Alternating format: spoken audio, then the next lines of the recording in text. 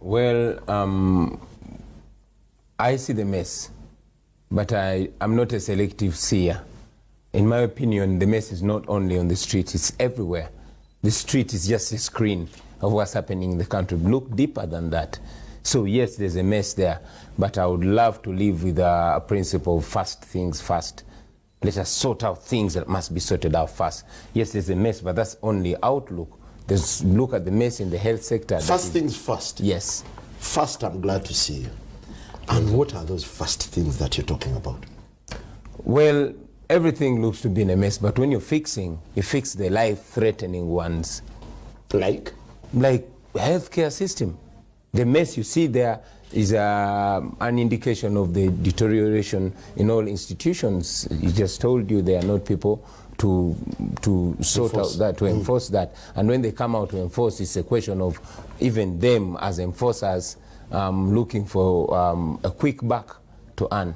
So in my opinion, we should go back to the functioning of our institutions and know that there's an institution responsible for that. Well, this is just a bit on your outlook on politics, matters political. It's been close to 10 months since you entered Parliament. Yeah. Could you share with us your experience? How has it been for you? Well, it has been a bittersweet experience, I would say. If you told me to, relay for you my 10 months, we are going to consume this whole hour, doing that, if we have it anyway. So yeah, it has been a bittersweet experience. New revelations, yes, some I expected them, then some I didn't. But I realized that most importantly that we have jokers and we have real leaders. We have people that have their country at heart. From across the divide, I've realized that we have very good people in the DP, of course, in the movement, in the FDC, and even in the NRM. So I've discovered different things independently, but most importantly, that even amidst the political stagnation that we are facing, we have people that love their country, and those people are from across the divide. Well, you were quite pivotal in the in the age limit debate, yeah. And you got to the extent of going physical. Do you think, or do you feel the dust has settled since? This dust will never settle. We didn't get physical. They got physical on us. But like I said, that was just an indication of what's happening there. It only happened, the brutality only happened on the floor of Parliament. It only reflected what's been happening there. And of course, it reflected the total decay, if not death, of our institutions and the independence of the legislature. To me, it was the last nail on the democratic coffin. However, just like a seed, it has to die before it flourishes again. So yeah, that happened, but I'm still hopeful, very hopeful. What, in your opinion, has happened since you lost the battle? I wouldn't classify it as a lost battle, because we knew what the regime was capable of doing. We've been seeing it before. We knew that there were two sides. There was this dictatorship, and then there was this beautiful gentleman suit that was covering the dictatorship. The most important thing that we always wanted to do is to demystify that, is to unmask it, and that is what we successfully did. Today, no Ugandan is ignorant of the dictatorship that we are faced with, and that was not the case before the age limit situation. How would you gauge the mood around the country? You've traveled, we've seen you in Jinja, we've seen you in Masaka, we've seen you places. We saw you just last week in Rukunjiri. What's the mood like in the country?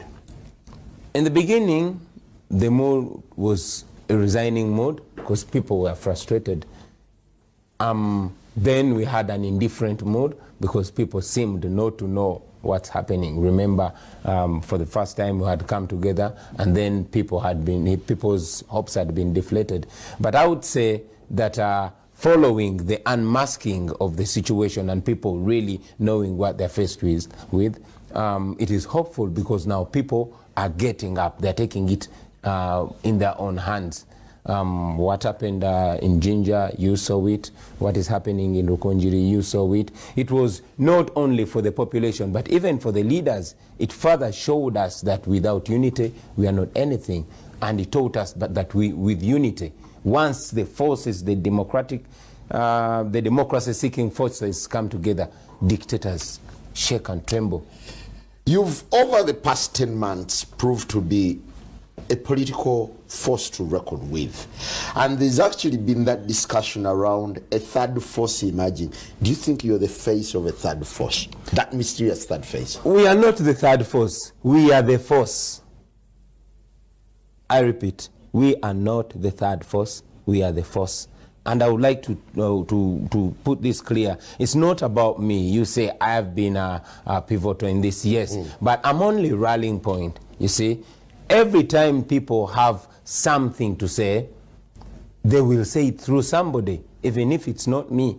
So I'm only a reflection of what people have always wanted to say, of what people have always been wanting to say. Is a third force desirable today? There's no third force. There is the force. There is the force. You realize we're in a situation where very few people are holding the country hostage. Some of the fellow slaves didn't know they were actually slaves. They are beginning to know. And some are still deep in their slumber. So once people get enlightened, get the realization of where we are. I'm a little perplexed by your choice of words, slaves. What do you mean by slaves? Who is a slave? In a democratic state? Well, like you say, you disturbed my choice of words. I'm equally disturbed by your choice of words, especially the word democratic. In a situation where we are, if you call this a democracy, then you perplex me even the more. What makes this short of a democracy? The freedoms.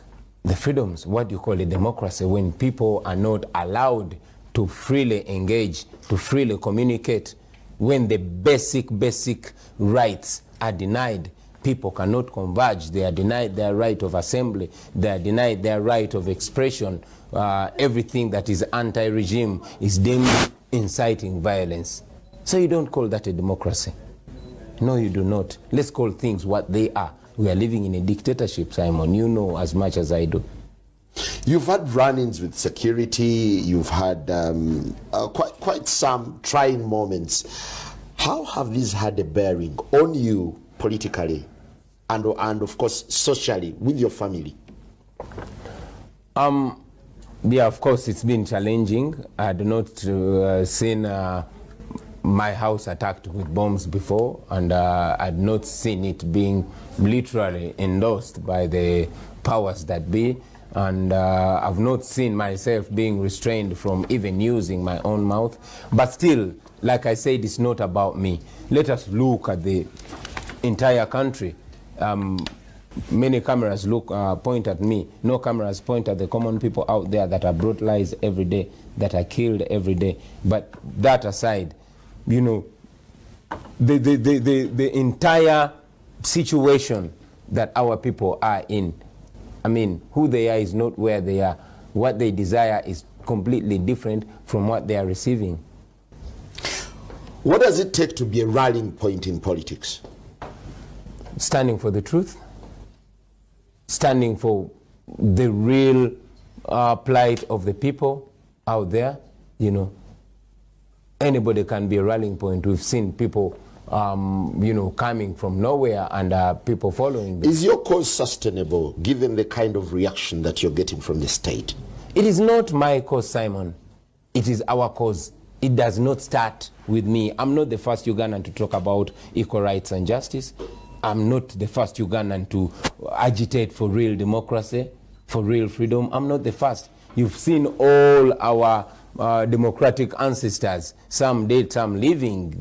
We take this from the great Paulo Kawanga Semogerere to down to people like Kizza Besigye, people like Norbert Mao, people like Museveni, although he changed his position, people like Elia Kategaya. It's not about me. These things I say are the things that our president used to say before he got into office, before he got drunk on power. So it is not my cause. It is a Ugandan cause.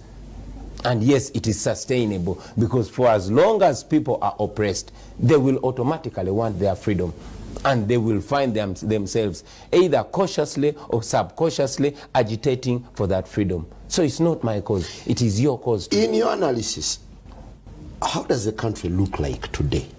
What's the Uganda you're seeing now? For lack of better words, I would say Uganda is steadily sinking into status of a failed state.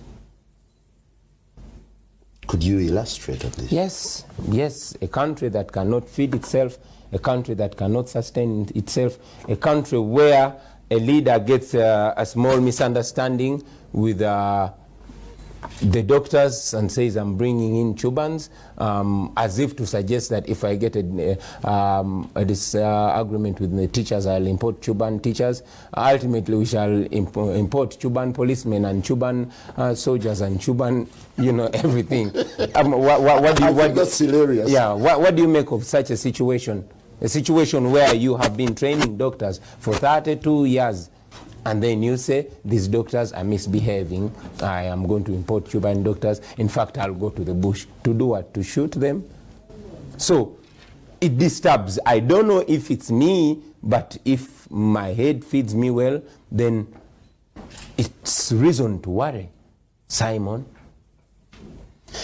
Is it too late to salvage the situation? No. And what do you make of the stakeholders in what you would call a salvation project for the country? It's not too late. It's not late at all. Uganda is full of very talented people, people that are ready and able to change our plight. They only need to be given opportunity. Every now and then I engage people, intelligent people like yourself, in a conversation, and solutions are everywhere. People just need space to put those solutions in place. You realize that the political space has been closed to one person. It was one tribe, one family, and ultimately one person.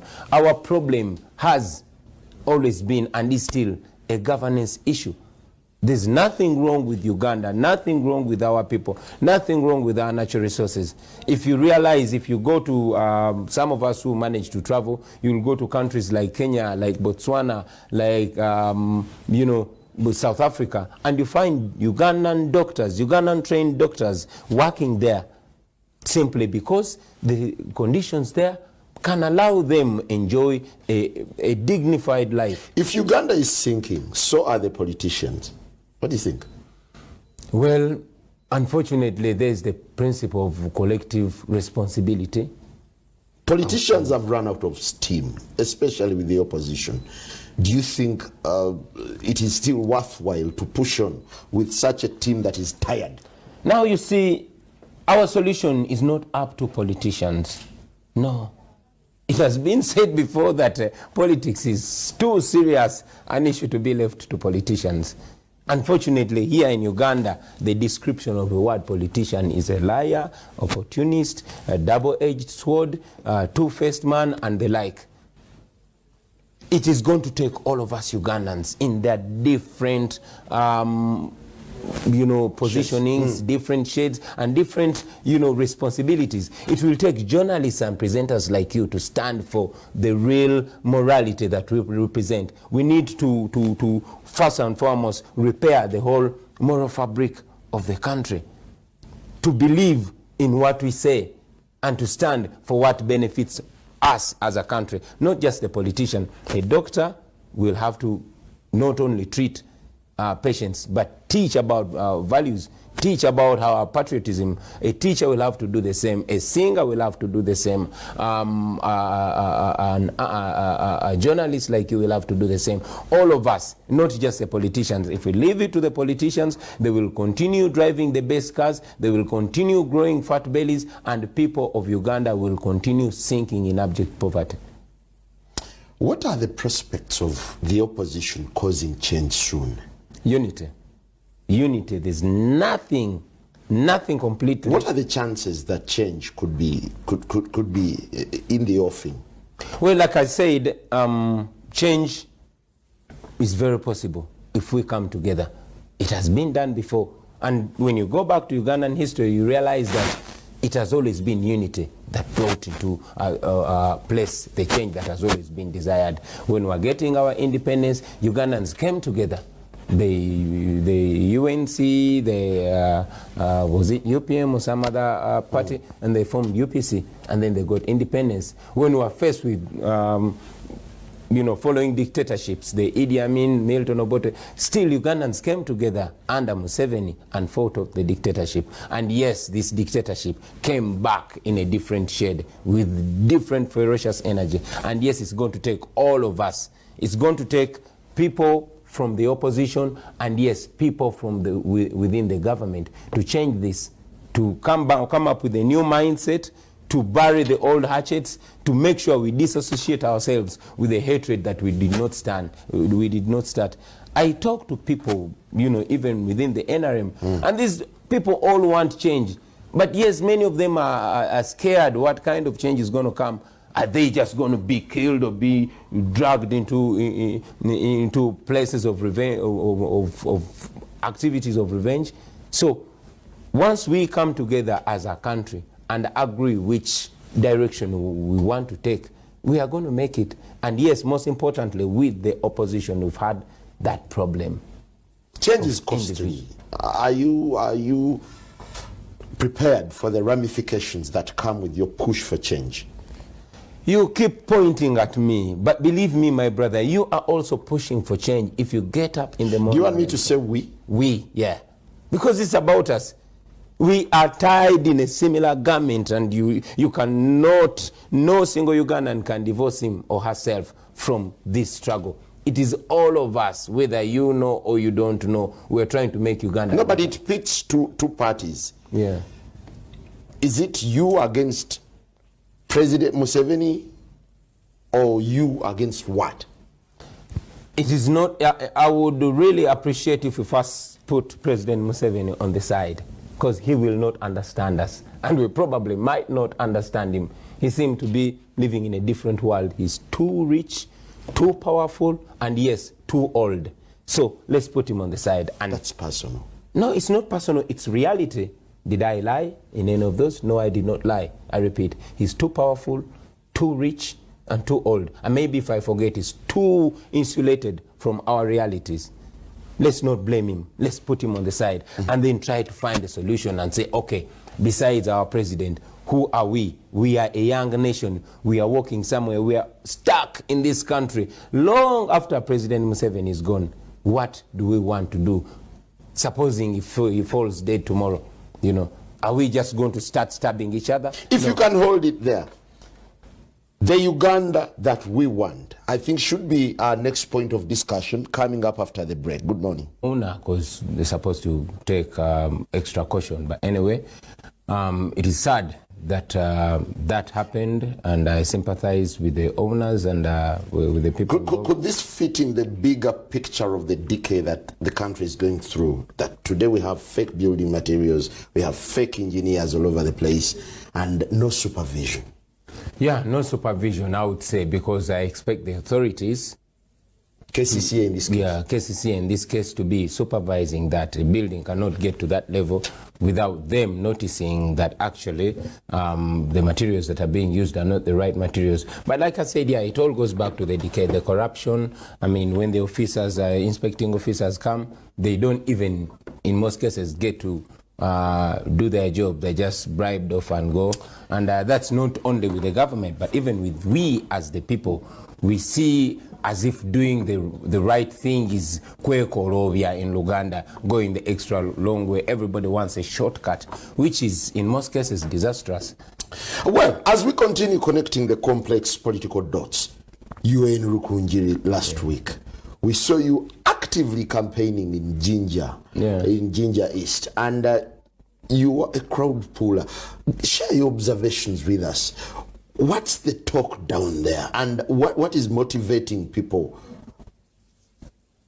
After the frustration, the national frustration in the age limit battle, people got it that we tried to stand for them, but we were too few and maybe too weak, and it had to call for the involvement of the entire population. We were telling people that. But of course, to involve the entire population, we need to give them a picture of leaders that are worth following. Leaders that cannot even come together are not worth following. So we decided to try coming together. And yes, when we came together, magic happened. It must be noted that when I was running for parliament, I was running against, among many candidates, an FDC candidate that was Apollo Kantinti. And yes, Mwiru was the chief campaigner for Apollo Kantinti against me. But after that, we realized that we have to put those differences aside, because now this struggle is bigger than just me, Chagulanyi, or the FDC, or any other political player. So we came together and it worked. And we decided that wherever there is a force, there is a fight for democracy, all democracy-seeking forces are going to come together. We did it in Jinja, it worked. Now we're trying to do it in Ukunji, and we intend to do it in every by-election. Yeah, but you're swimming against a tide of cash and state machinery. Yes, we're swimming against a heavy tide of cash and state machinery, but, nothing beats a determined and united people. We've seen it before. Over 8 billion was spent in the by-election Chadondo East. We won it by almost 80%. The president was in Rukunjiri just days before the nomination, and he dished out up to 5 billion shillings in stuff that he gave out. But you saw what happened on the nomination. The NRM candidate almost walked alone on the street. And when we were there with this lady... But crowd politics is deceptive. You tend to assume that by amassing crowds, that they will translate into the ballot. Is that an assumption or an assertion? Let's call it an assertion for now. The crowd politics is deceptive, that numbers lie. That sometimes. But sometimes voters, numbers only lie when they are not organized, when they are not mobilized, and yes, when they are not directed. And most importantly, when they are not united. But when people are united and they agree to vote, they go and vote. The same thing was said about my election in Chadondo, that numbers lie. But these people, especially the young people, have their voting cards. And when they are told what to vote, when they are shown what is right and they understand, and they also explain to others, then the whole game changes. Numbers never lied in Chadondo. Numbers never lied in Jinja. Numbers will not lie in Rukunjiri. What could be the game changer for Uganda's politics now that you've brought in crowd politics? The game changer would be unity. Nothing else. Unity. There's ability to change stuff. But the demon of individualism had overshadowed the whole of the opposition. Everybody wanted to isolate themselves and indeed suffer in their own loneliness.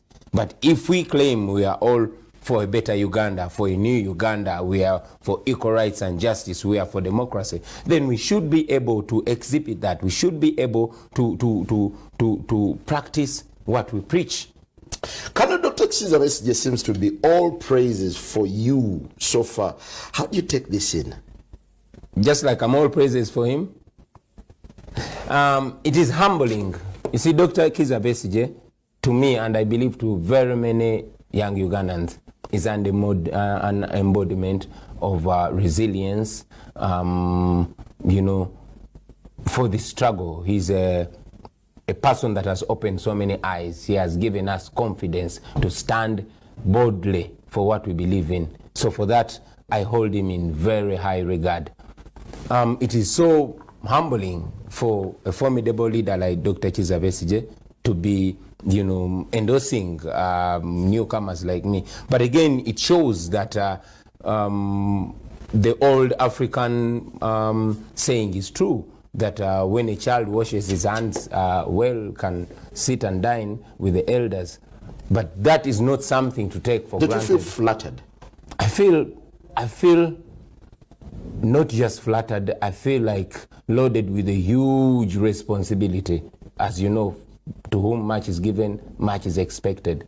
When Dr. Besigye says he thinks you stand for the values that he stands for, then it's like saying, man, you're a younger man, you need to be more aggressive in this struggle. It is putting a huge task on my shoulders, a task that I would gladly take on. Are you putting your life on the line for politics, for the redemption of this country? And is it necessary?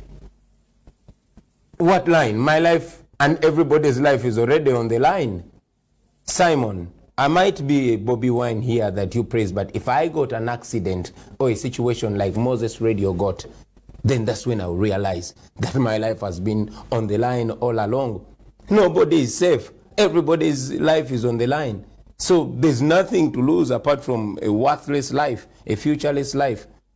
So you envisaged a moment where the country would be without President Museveni. Give us a picture on the chaos or the beauty that would come. It is two situations. For the country to be without President Museveni in a dignified manner, it would be the best occurrence for Uganda. A day when President Museveni honorably steps down from power. A Wenger moment? Yeah, a Wenger moment, you know, when Ugandans come together, because this change is certainly coming. What we don't know is whether it's going to be peaceful or chaotic. President Museveni still has a lot of, he has a big role to play in this. He can decide that Uganda will be peaceful, or he can decide that Uganda will be chaotic. So the two situations are here. If he steps down peacefully, I think it is going to be one of the biggest steps of healing our nation. Ugandans coming together, completely forgetting about violence and coming to the table of reasoning. However, there's also a situation before you get to that other situation. Do you see this likely? It is possible. It is not likely from the look of things. Like I said, our president seems to be disregarding everything else and capitalizing on staying in power, which is absurd. But I refuse to believe that he does not see where we are headed.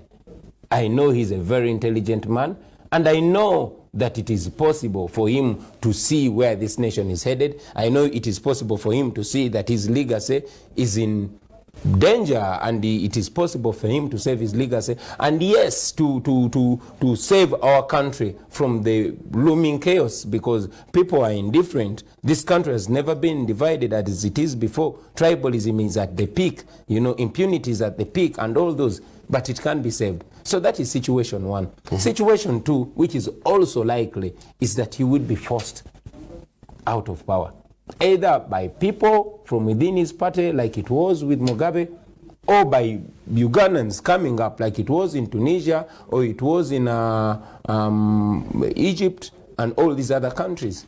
So it is two situations. However, Uganda cannot have an Arab Spring. Did you say Uganda cannot have an Arab Spring? It does not have to be an Arab Spring. It will be a Ugandan Spring.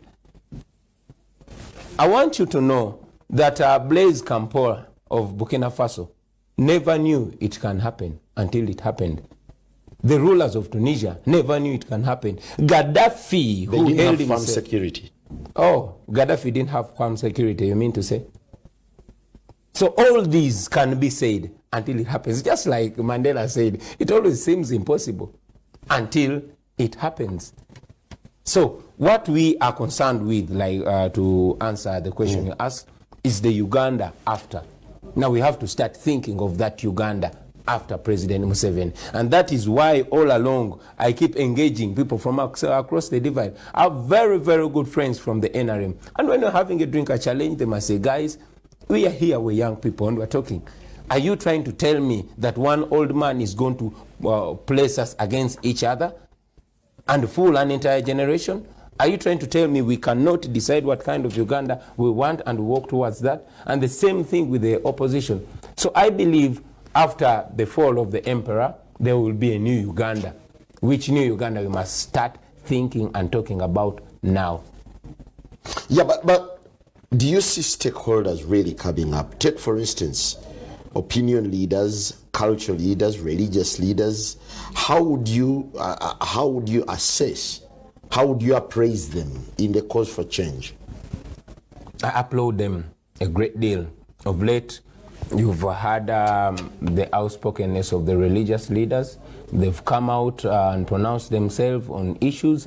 The civil society organizations have come out despite the crackdown on them. The students have spoken out. The politicians have spoken out from across the divide. Even members of the national resistance movement have spoken out. So leaders have spoken out. The writing is not just on the wall, it is on our faces. So, but then they have spoken out, but the evils continue. Corruption continues. Greed for power continues. Nepotism is continuing. So what is checked? Or what would you say have been the successes that the persons who've spoken out have gathered? It is slow and small dots that keep adding. You must recognize that we are faced with a regime that has been in place for 32 years, going to 33. So it is deeply entrenched.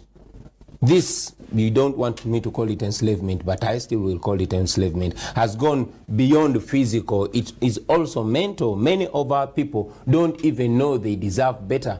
There was a deliberate move to scrap teachings like political education, you know.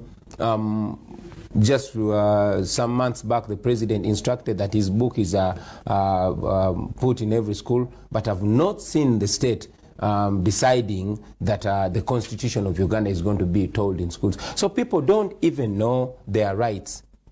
It is just now that we see it important, not just to concentrate on we, the leaders and the politicians and the people that stand out there, but we have realized that now the change has to come from bottom up, not from up bottom. Do you subscribe to the school of thought that argues that President Museveni is the problem the country is putting up with?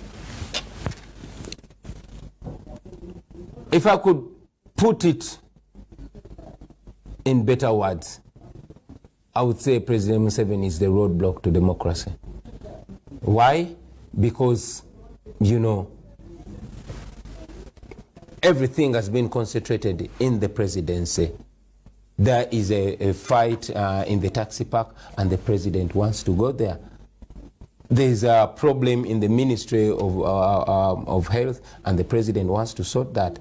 Issues of land, the president wants to do that. There's a nursery school that is being opened, the president is doing that. That makes him a responsive president. No, that makes him a dictatorial president. That makes him a president that disregards the leadership structure, a president that disregards and disempowers the institutions.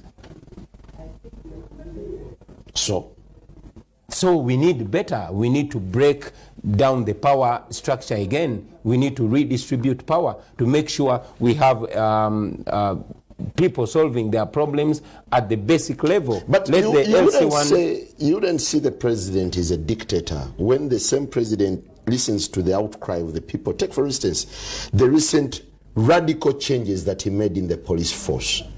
And perhaps I would pick your opinion on this. Okay. We have a president that has been changing inspector generals of police, changing vice presidents, changing prime ministers, changing ministers, changing everybody that he can change apart from himself. You understand what I mean? We have a president that said, I mark his words. We are students of Musevenism and Musevenomics. We have grown up in his regime and we've listened to him religiously as our leader.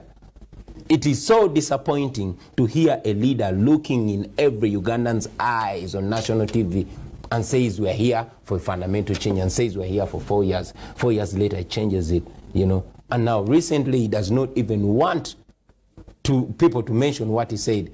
As if that's not enough. This is a leader that came on a national celebration and said, I'm not anybody's servant. Our constitution provides only for servant leadership. If you're not a servant, you're a dictator. It's only two sides. So he says, I'm not anybody's servant. I understand. Me? So if that is not a dictator, I beg you to educate me on what that person or such a character could be.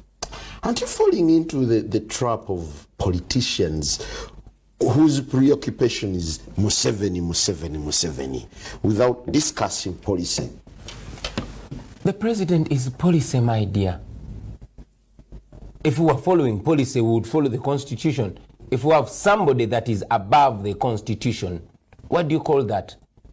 So we are here not to politicize. We are here to open Ugandans' eyes and tell them, yo, all of us are the same. We must not let nobody run us. We must not let an individual run us the wrong way. We must rub that in the eyes of Ugandans so that they understand. Otherwise, we would keep talking. I'm a member of parliament, but our parliament is more or less a talk show. Resolutions are going to be passed. They will not be respected. Laws are passed. They're not respected.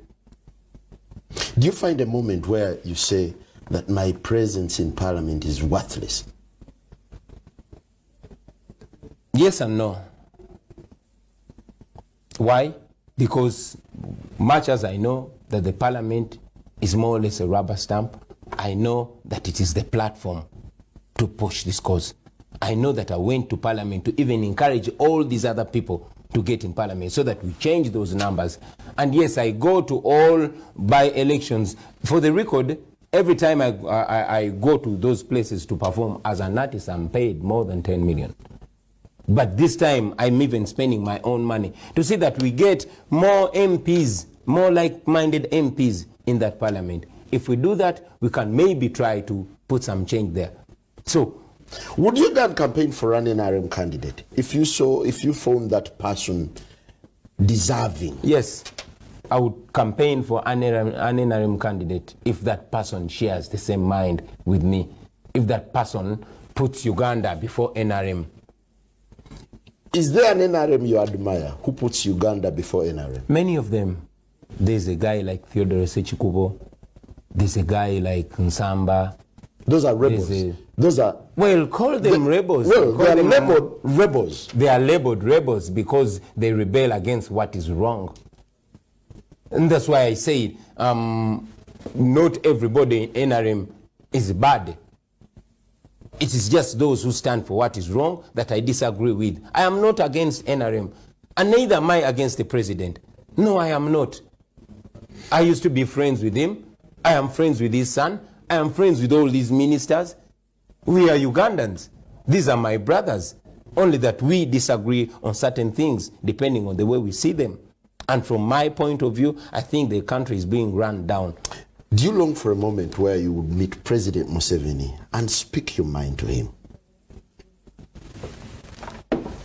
Yeah, it would be very nice to engage him in a private conversation. If it's for a one-on-one. Yeah, if it's not going to be politicized. You see, we've seen most of the people that meet the president, it is always turned against them deliberately by state propaganda machineries.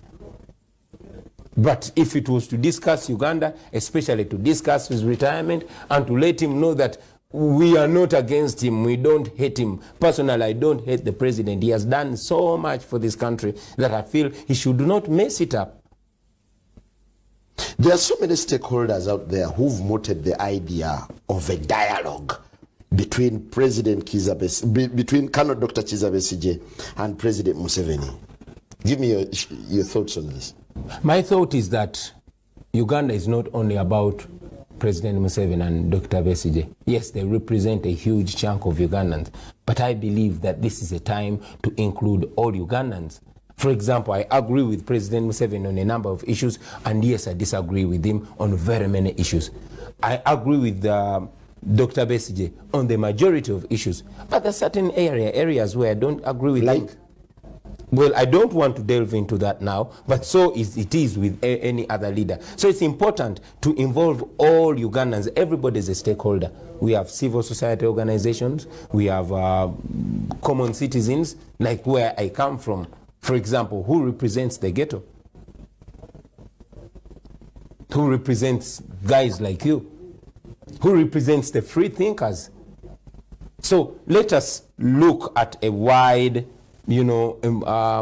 scope of involvement, and then we can, having a national dialogue is a dream that will be coming true. If that dialogue is not meant to pacify the struggle. If that dialogue is not meant to seem like the forces of change are being subdued to follow the president. Yeah, but the president would still have a higher ground in any form of dialogue. And it would give him a vantage point in a way, portraying him as a person who is willing to listen, who is willing to share, to dine with his nemesis. Yeah, like say it is meant to make him appear like somebody who is willing to talk, but not to make him somebody who is actually willing to talk. When you go back in history, President Museveni has had talks with very many people. I don't remember one single time when those talks yielded. With our president, according to what I see, it has been fighting. But yes, I refuse to give up on dialogue, because dialogue is the most civilized way of solving any kind of crisis. So dialogue would still be the best. But it's not only about, if we cannot secure a dialogue with President Museveni, it is very okay. We can dialogue as Ugandans. Like I said, this guy is here, but he's not here as long as us. He's more than double our age. So how about we dialogue as Ugandans? Let those guys from NRM, those guys from FDC, those guys from independence like us, the guys from different regions, the West, the North, the South, the Central, let us dialogue as Ugandans. Because no matter what these big shots talk, until it satisfies our desires, we are not going to be acceptable. As we sign out, you seem to be dedicating more time to upcountry, to activism, and not ceding time for the constituency. Actually, that's just an assumption which is not right. I live in my constituency.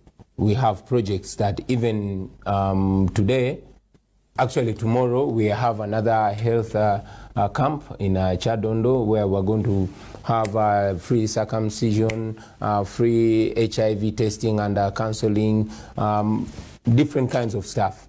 I'm always involved in my constituency. Luckily enough, I've been doing this stuff even way before, and I'm blessed with a wife that is also proactive about change, social change. So through her, I get my work done there. But yes, even when I was being elected, it was not only about Chadondo. There was hope for the whole country to benefit from the guy they have supported. So when I can find time to go and play a role in Bujiri, or in Jinja, or in Mbale, or in Kasese, or Rukunjiri, I'm only glad to play that role. Like I always said, wherever there's a struggle for freedom and justice, I have a duty there. So I always go there. Do you have any regard for political parties?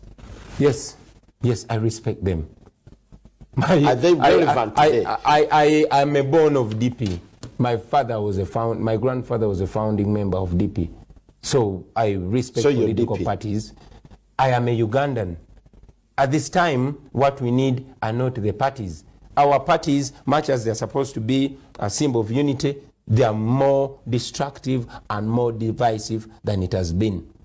So what we need now is to come together and bring sanity. Political parties cannot operate in this kind of setup. They cannot.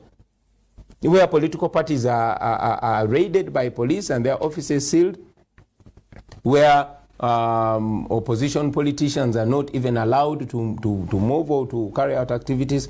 No, it cannot work. All these political parties have certain ideologies, but they are all for democracy. Political party means democracy. If NRM or FDC or DP is a political party, then it is basically about democracy, real democracy. Now that we don't have real democracy prevailing, we need to first restore that democracy so that our political parties make sense. Right now, our political parties do not make sense. They're just our identities. The final one. Someone tweeted asking, Bobi is asking for change, but he cannot leave the ghetto presidency. But I'm a member of parliament for Chadondo East. So did you give up the presidents of the ghetto? Certainly, but again, let us not fool our people. When they call you a ghetto priest, it's because of the way you live. Believe me, many ghetto presidents are in the making, but it's not about calling yourself that. It's about actually acting that. So sooner or later, you're going to see a young man doing exactly what I was doing in the ghetto. Are you relinquishing the presidency soon? Certainly, man, certainly. The Baganda say awakule numete wakulemu. The ghetto has more than just Bobi Wine. The ghetto has many young men and women. I was listening to music, and the young people that are coming out in music, making it so much. But again, it's not only about musicians. The next ghetto president could be a painter. He could be a builder. He could be a preacher. He could be a border rider. But for as long as he is an embodiment of the values that we believe in the ghetto, the values that are anchored on us working hard, not to leave the ghetto, but to make the ghetto a better place to live. How entrenched is the ghetto ideology? And would you sell the same concept elsewhere? Or ghetto should be ghetto in Kambocha? No. Ghetto is just a mindset. Ghetto is just a mindset. And once we change that mindset, like we are trying to do, then we'll turn ghetto into a fashionable thing. Just like we turned bad boy into a fashionable thing. Ghetto can be fashionable. That's where talent comes from. That is where unity comes from. That's where real love comes from. That's where we enjoy Christmas. That's where brotherhood, real brotherhood exists. That is us. Honorable Robert. Because there's reality and there's a lie. What are we talking about in the first place? If you talk about raping an underage girl and you're giving reason, I am not even going to tolerate it. I want you to know that for me, when the army invaded the parliament, we were fighting to defend Article 102, but the army showed you that they can actually stage a coup and overthrow the whole constitution. So the whole constitution was overthrown because they violated every single aspect of it. We are not represented. The reality is that you people have been in power for 31 years and everything has gotten messed up according to what is on ground. And we seek a change. And the only avenue for that change is letting the law prevail, letting the supreme law prevail. And when we see you trying to twist that supreme law in your convenience, that's when we stand up to defend it. Just like you people stood up for you used arms. I really wonder why your generation expects our generation to take the same nonsense that you refused to take. Yes. Our generation has problems that needs solutions of our generation. We have 21st century problems that need 21st century solutions by 21st century people. But you are insisting that we must remain in the 20th century with the 20th century style. That is where we don't understand each other. Good. And if you could only be humble enough to dive into the reality and see what's happening, then I guess you will have a totally different. Good. Honorable Rukutana. We are in Uganda. I want to get my freedom or die trying to get my freedom. As part of our continuing partnership with The Elephant, we now have an interview from one of the most sought-after politicians in East Africa, Robert Kyagulanyi, or as most East Africans know him, Bobi Wine. Thank you very much for joining us. Thank you for having me, bro. So, I think the first question, of course, is why you, why this moment?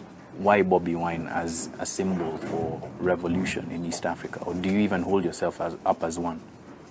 Well, I didn't choose this. And if I was asked to choose, I wouldn't choose to go through what I went through to be here, but you know, like fate had it, I'm here. I only raised my voice like one of the many young people in Uganda and of course in East Africa, trying to look better, especially when I know that I deserve better. Yeah. I just try to raise my voice as a contribution to the upliftment of the many voices. Mm-hmm. And this is where I've ended up. And of course, you know, most people knew you as an artist prior to 2016, 2017. And you could have stayed as one. What drove you into politics? Yeah, I could have stayed as an artist. I was comfortable and free until I realized it was just an illusion, you know. I still look at myself as an artist, although I look at myself as an artist conscious enough to want to play a role, you know. I went into leadership. I don't like calling it politics, man, because the word politics has kind of lost meaning, especially in Uganda. It's a dirty word for you? It's a dirty word for most young people. So I went into leadership because I had been talking about these things, and I believed that it was time to act. And most importantly, I wanted to inspire other young people to take active part in the decision making and how their countries are governed. And I could not just explain, I wanted to demonstrate. Yeah. There was an incident that you talked about and you've spoken about publicly in a nightclub that you went after buying your new Escalade. Maybe just give us a short version of that and how it impacted your life in politics. Man, it's a tough night. It's a tough night. I'd been comfortable, you know, all the injustices that were affecting other people were not affecting me because I was a superstar, I was a celebrity, and I was always friends with these powerful guys until one day this guy felt like I was stealing the show and girls were looking at me and I was crossing this monster ride. So I got offended and came and slapped the hell out of me and blamed me for showing off, yet I knew the country had owners. That's when I realized that no matter how famous or popular I became, no matter how successful I became, I was still as enslaved as other people. And that is one of the many events that happened that made me resolve that I will not condone any kind of injustice anywhere. Yeah. Yeah. Now, the trajectory of your life going into leadership, as well as the trajectory of Yoweri Museveni's life going into leadership, a lot of people have tried to compare and contrast in terms of his participation with Frelimo, later on his support for RPF and for freedom movements and revolution movements across the region. What does transnational or transcontinental revolution look like to you? How do you envisage that? Does it look like the kind that Museveni had with a gun and a bush, or what does it look like to you? As a matter of fact, I agree with the ideals of President Museveni, especially when he was still a young man. I believe that just like Dr. Martin Luther King put it, injustice anywhere is a threat to justice everywhere. So I really agree with President Museveni participating in the freedom movements and liberation struggles wherever he went. And I believe that's what everybody blessed with the ability should do. Only that, of course, I disagree with the violent method. I don't believe in any violence. I don't believe in shedding blood to free somebody. I believe that there are more peaceful ways of doing so. And I also believe that it should be done by all people so that no single individual takes personally takes credit of that, because there would be a danger of him ending up enslaving other people because he or she has you know, a feeling of what can I say, believes that he or she is the liberator and has that sense of entitlement. Yeah. And that sense of entitlement, it's easy to be lured into it now, especially given your position. You know, you might hold the position of an MP for Chadondo East, right? But continentally, you're known by a lot of Africans as a person who symbolizes a new movement towards freedom and that sort of thing. How do you stop yourself from becoming that messiah that you're now fighting against in the shape of Yoweri Museveni? Well, I've said it before that we don't need another messiah. We don't need another liberator. We should be each other's liberators. I believe that the solution is not another strong man, but strong institutions, because those institutions can even curtail the propping greed and sense of entitlement. But the solution to that is to make sure that people achieve their liberation as a people, not as an individual, so that people get that power to put whichever leader they want in that position. And that makes the people reserve the ability to even remove that leader and put another one. Yeah. And this leads me to one of the questions that I've heard some people accuse you of. All language, no structure. What does it look like? What does a people power movement look like structurally? When you're talking about having people achieve their own aspirations, what does that look like in terms of a structure of leadership, in terms of a structure of institutions? Is there a plan that the people power movement has to be able to either set up or strengthen whatever is in Uganda currently? I believe in structured leadership, but again, I'm alive to the fact that we are in Uganda, where the government over 3 decades has learned how to deal with any dissent, and they attack the structures. I've seen how they deal with the current opposition leaders and current opposition parties, and indeed many government apologists have advised us to structure ourselves. In my opinion, they want us to structure ourselves so they can be able to deal with us. To manipulate. Exactly. The people power movement calls upon everybody, regardless of their political party, regardless of their backgrounds, regardless of their economic class, to own the idea that power belongs to the people and all the people, and we spread that in styles that we've been blessed with. Bob Marley calls it a rub-a-dub style. You know, having been an artist, the same way that messages in my music have been disseminated, the same way that we've been able to reach out to everybody. For now, we are pushing an ideology that we want everybody to own so that everybody can have a structure. However, we are also cautious that our structures must not be known by the regime, because now we are having a regime that does not want people to come together. So for you, talking about your structures publicly is giving away your strategy? Definitely. All right. I won't push further on that, but I want to ask you about Yoweri Museveni, August the 14th.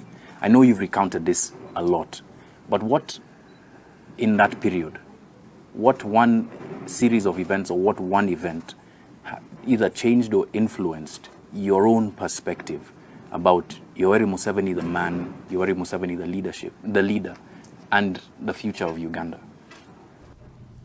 Well, I always knew that President Museveni could do anything to retain power, but I did not know that he could sink that low. You know, I am convinced that there was a plot to assassinate me, and I just left the car seat that I was sitting in less than 3 minutes when my driver sat there and he was shot dead. Anyway, the events of August the 13th in Arua opened my eyes to the fact that whatever one has to do with a given time, because I would not be here talking to you right now.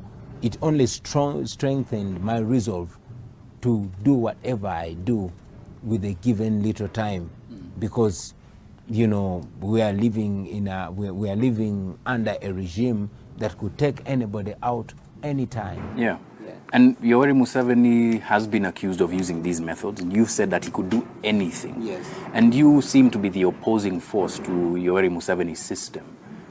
Would you do anything to be able to achieve the goals of people power? I wouldn't do anything, because anything would literally mean anything. I respect human rights. I despise violence. We are non-violent and we don't believe in violence. And we believe that we can use peaceful civil means to achieve what we want. I mean, it has been done before. We have blueprints of people like Nelson Mandela. We have blueprints of people like Martin Luther King. Kenya itself was where we are some 20-something years ago. Now, I'm not saying they are where they want to be, but at least, in my opinion, they are on the road towards where they want to be. Yeah. So I believe in peaceful revolution. You know, you've drawn from a lot of inspiration in terms of leadership. Interestingly, a lot of current leaders are drawing inspiration from others in the region in terms of some of the negative policies they're applying. Uganda has the OTT tax. Tanzania has tax on bloggers. Kenya now has just implemented tax on mobile phone transactions and the use of the internet. It's almost as if these leaders, there's a joke that it's almost as if these leaders are in the same WhatsApp group and they're sharing these ideas. How then do you create a transnational movement that also counteracts these kinds of things? Or is it on the shoulders of Bobi Wine to do this on his own?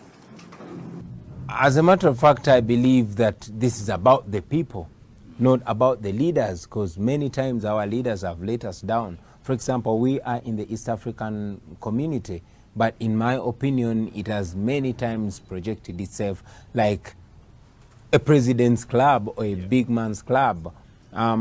What happened even when I was in incarceration here in Kenya and across Africa was the real meaning of people power. It actually opened my eyes to the fact that the people power movement is not only a Ugandan thing. It might have begun in Uganda, but it's a human thing, you know. It's a more of saying we are our brothers or our sisters keepers. I strongly believe that the more we people come together as people in the region, as people in the continent, as people that face the same kinds of oppression, and indeed as people that have same aspirations, we can be able to transform our lives. As a person, before I got the troubles in Arua, we were working on a song that has artists from Tanzania, artists from Kenya, and myself from Uganda, trying to use music and art to communicate to the wider masses in a nice but serious way. Okay. Yeah. In terms of continental leadership, I just want to stay on this point a little bit. There's other people like Julius Malema of the Economic Freedom Fighters movement in South Africa. There are other leaders across Africa who are now standing up as symbols of perhaps a new style of politics. Is there a conversation between you and leaders like that to be able to kind of raise the consciousness of Africans across the continent? Sure, there's a conversation. That's how I'm in Kenya. I was invited by the young Kenya parliamentarians, you know, particularly the Honorable Babu, you know, were in conversations with young leaders across the continent, and we continue to seek to link up, to think together, to imagine together the kind of Africa we want to grow old in, and of course the Africa we want to pass on to our children and their children. Okay. Yeah. You've said that Museveni is worse than Idi Amin Dada. For people who grew up in that generation, that's very difficult to imagine. Why would you cast him in the same light as Idi Amin? Well, first and foremost, I did not see President Idi Amin. I have seen President Museveni.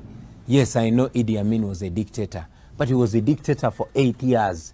President Museveni has ruled, or in my opinion, misruled Uganda for 32 years and counting. And most importantly, one would be justified to find reason to forgive Idi Amin because Idi Amin was uneducated. Idi Amin was illiterate. President Museveni, in my opinion, is one of the most intelligent Ugandans. You know, he's widely traveled. He have seen oppression. So I expected, or Uganda expected better from him to see that President Museveni is a kind of intelligent man that is using his intelligence and talent against Ugandans. That makes him worse than Amin. Yeah. That angers you? Well, it angers very many Ugandans. But does it anger you? Yeah, it angers me, but I would rather not be overcome by my anger because the road, the journey that is ahead of us requires us to think beyond our emotions. Yeah. Yeah. Is revolution for you a young man's game? I ask this because I want to know what happens when Bobi Wine, 10 years down the road, if people power becomes a movement that actually does bring change to Uganda. What happens to the Bobi Wine of the future? Is revolution a young man's game? This is not just a young man's game, but it is no doubt a young man and woman's responsibility. It has been said before that every generation has a responsibility to prepare for the next generation. And indeed, you know, culturally where I come from, there's an old saying that black hair is the one that prepares for all the hair, you know. It's important for us to recognize that we are in our prime. You cannot do in your old age what you cannot do now. we are in planning stages, and it is now when we still have the time, when we still have the energy, and when we are still blessed with various factors to play a part in creating the kind of world we want to live in. So this is a responsibility of all the young people to rise to the occasion. Of course, it's equally a responsibility of the old people to provide wise counsel, to provide guidance, to provide the benefit and wealth of experience that they have so that we can come together. So ultimately, it's a game of the young, the youthful, and the old. But most importantly, the young people in their youthful years must recognize that they have a huge responsibility to rise to the occasion and accomplish what they will. If Yoweri Museveni had a Damascus moment, the scales fell from his eyes, would Bobi Wine extend a hand in partnership to him? Certainly. You see, President Museveni has not only been negative. We credit him for very many things. For example, his period between 1986 and 1996, we recognize that this guy sobered up the army. You had less errant soldiers. So there's so many achievements that Uganda got under Museveni. But unfortunately, the more he overstays his welcome, the more he overstays his usefulness, is the more he risks undoing everything and tarnishing his legacy. Okay. So I'll be glad to, to smile with President Museveni if he started behaving like the truthful grandfather that he claims he is. Yeah.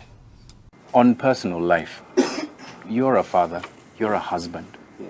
The events of August must have been specifically very hard on your wife, Barbara. Yeah. How does she reconcile with your fight now, given that she knows the cost to a man that she loves? Man, that's a very hard question, to be honest with you. We've talked about it with my wife, but honestly, we never complete the conversation. Either she breaks down or I break down. We have been in love. We sacrificed so much, so many years of our youth so we could prepare a nice life, a successful life, could make enough money and live the remaining youthful years and enjoy.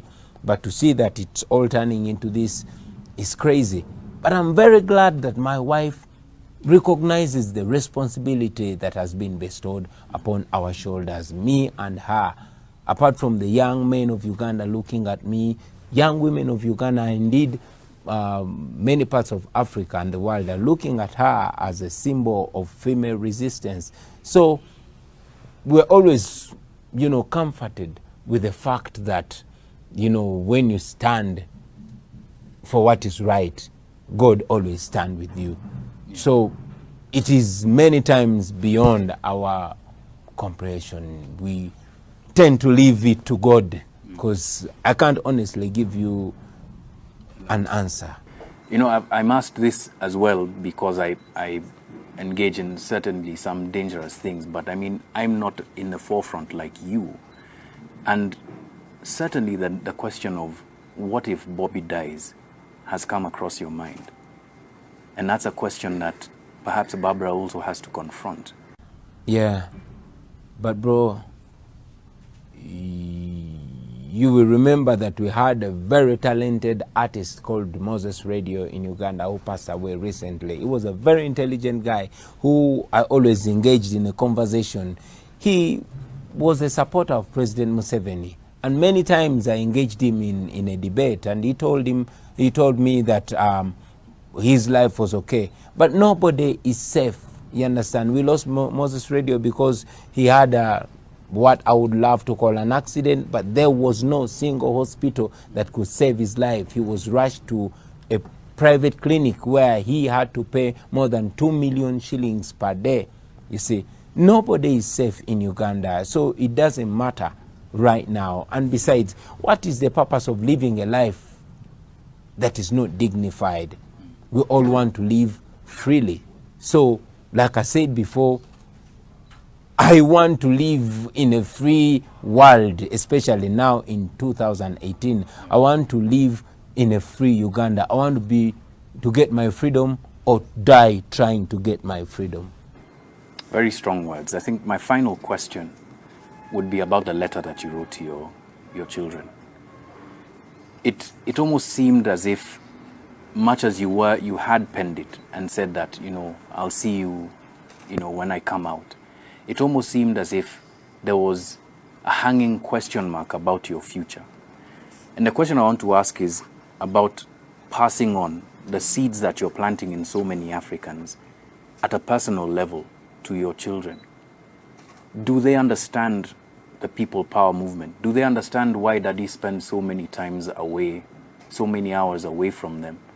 And do you think that they recognize the importance of what you're doing now? My eldest son, who is 13, seems to understand, but the more he understands it is the more he gets disturbed. First of all, I did not know that I would be free, because back home our president has absolute power and many people have unquestionably died just by raising their voice. I did not expect to get out, and I must credit my freedom to the many voices that were raised when I was in military incarceration. But again, I see it important to teach our children, all our children, whenever we can, because we don't know how long we are going to be with them. I would love to watch my children grow. I want to attend my son's wedding and my daughter's weddings. Like any human being, man. I want to see myself bald-headed and gray-haired, But these are things that we cannot guarantee. So whenever I can give some knowledge to my daughter or my son, I always try to do it, because we live in uncertainty, bro. Yeah. All right. On that note, Bobi Wine. Thank you. Pleasure meeting you. Pleasure. And the best of luck, man. Cheers, man. All right? Cheers.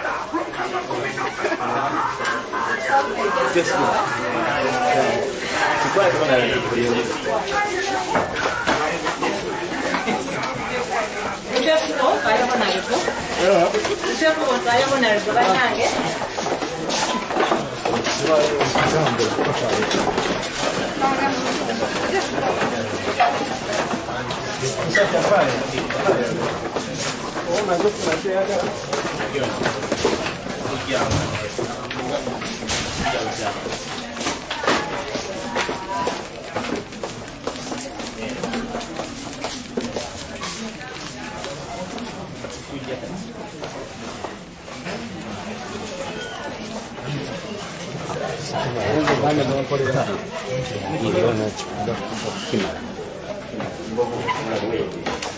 of awareness.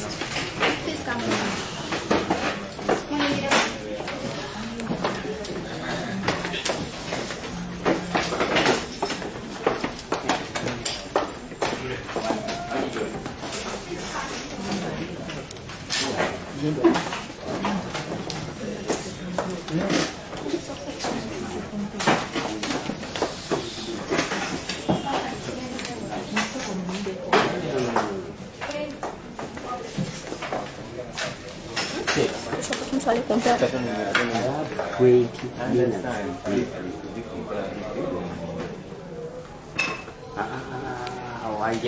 Any program with one, they never could buy no order to see the video. Work with me. That's what they do.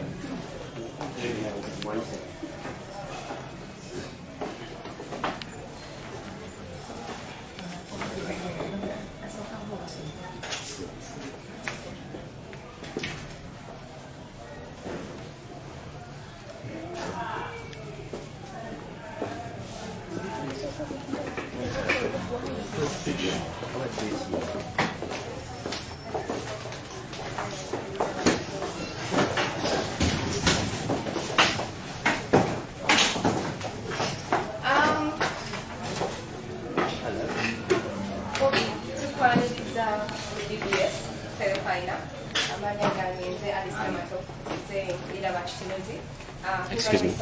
akulira abakozi bonna mu BBS naye twagala okusuubiza byonna ebibaddewo nga buli kimu BBS eri wamu naawe era tetukulekereranga byonna bibaddewo nga tubiwulira naye nga tutambula wamu naawe era ne tusalawo ku kyalenga concert tutambule wamu tumaleko naawe.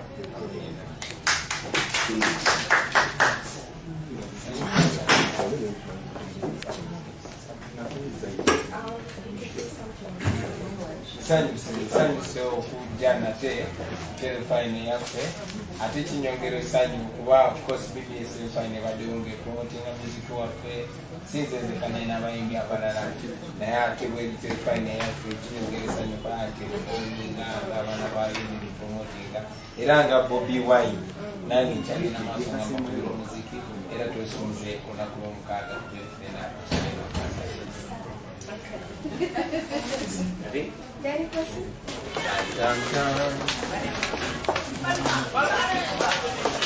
Kati ewali obuzibu omukulu Kulawo.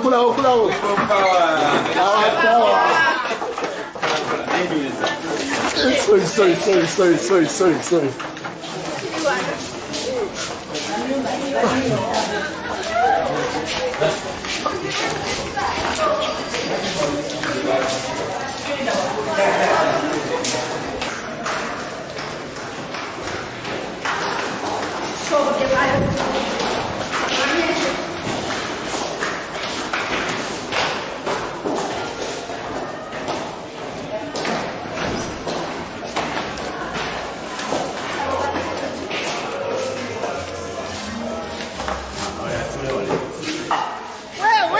people power.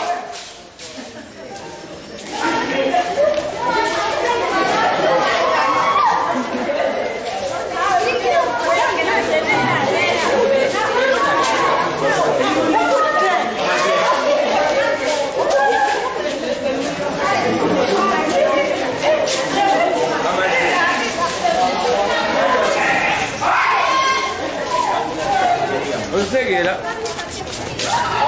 kulikya waganda gamba kone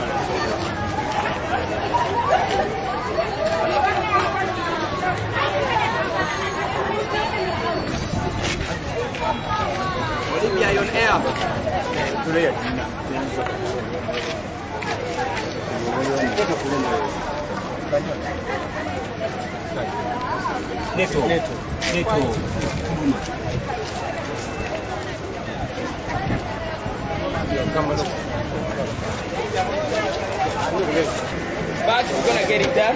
He was from a TV interview. I think we just want to ride with him to wherever he's going. Mr.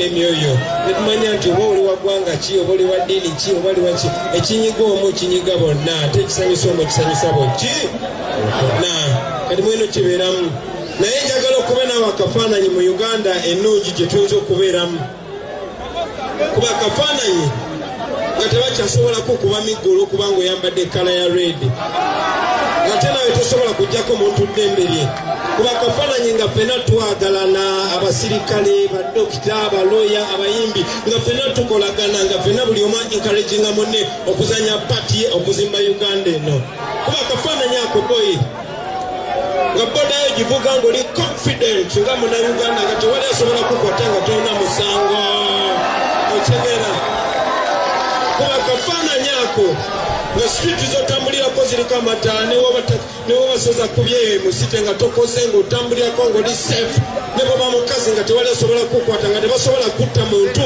ne batamanya ani amuse ngakuba akafaananyi mu eyo ensi tusobola ogibeeramu ffenna ne tubeera apees otegera ate n'okujja kivinga tetulina kuyomba tolina akasuka bukasijinja no love your country engage with everybody let us use love. Martin Luther King yagamba, I have decided to stick with love because hate is too heavy to bear. Ekigero bukyayibuzite wanyo naye lavumane wewuka siba kiri baboyi kati kana kayimba nange kankabakubire mwana mmanye bwembeera ebyendowoozamu.